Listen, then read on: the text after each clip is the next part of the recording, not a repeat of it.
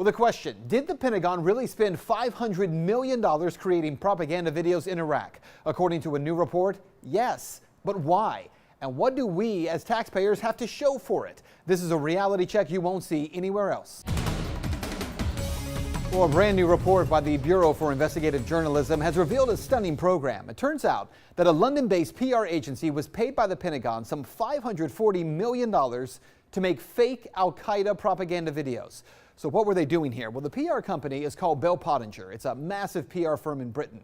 And their job was to create 3 different kinds of propaganda on behalf of the U.S. Their work was signed off on by either General David Petraeus or by the White House. So what were they creating? Well, the first 2 forms of output are called gray ops. The first was a television commercial portraying al-Qaeda in a negative light. The second, news items which were made to look as if they'd been created by Arabic TV. Bell Pottinger would send teams out to film low-definition video of al-Qaeda bombings, then edit it together like a piece of news footage. It would be voiced in Arabic and then distributed to TV stations across the region. And then there is the third most controversial output. It was a black ops operation. In this case, Bell Pottinger would create 10-minute-long fake al-Qaeda recruitment videos. The CDs were set up to use Real Player. It's a popular media streaming application which connects to the internet in order to run.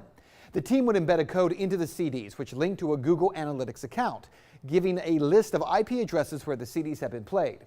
This was supposed to help the U.S. military locate al-Qaeda sympathizers. But U.S. military had to use a private contractor to create the videos because of U.S. law that makes it illegal for the government to fund propaganda that may be seen by Americans.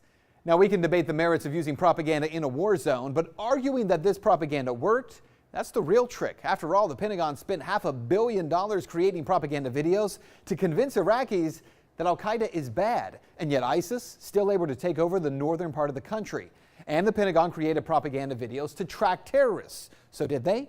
Who did they stop? And if it worked, how did these videos prevent the continued destabilization of Iraq and Syria? And that's what you need to know, because the bottom line, it didn't. American taxpayers have spent $500 million paying one company, Bell Pottinger.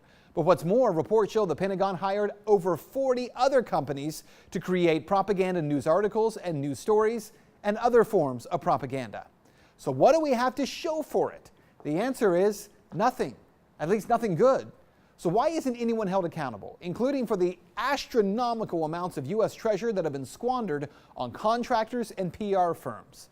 That's Reality Check. Let's talk about that tonight on Twitter.